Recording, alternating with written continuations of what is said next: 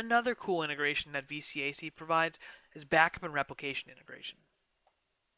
The virtual appliances themselves take advantage of the underlying protection features such as HA, DRS, potentially fault tolerance, that are provided with ESXi and vCenter Server.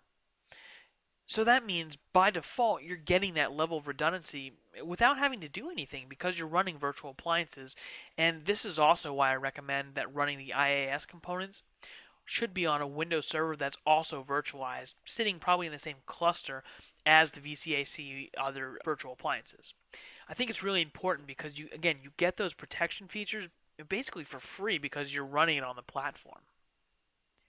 Now, when you look at different virtual machines or workloads you deploy from blueprints, there's some different options you can do. So I've put down here things like SRM, Site Recovery Manager, VDP, which is VMware's backup solution, data protection, and also third-party backup and restore agents. The cool thing here is we can integrate to these through APIs.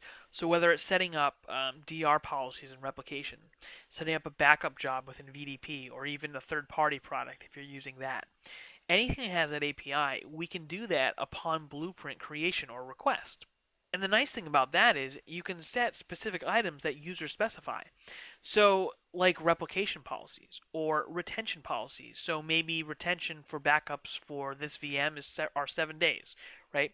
I can expose that to the users and let them choose. It's also cool because you can set replication policies, retention policies, all on blueprint items, meaning users can be exposed to the different options they have, whether it's a retention period or different tiers of replication support.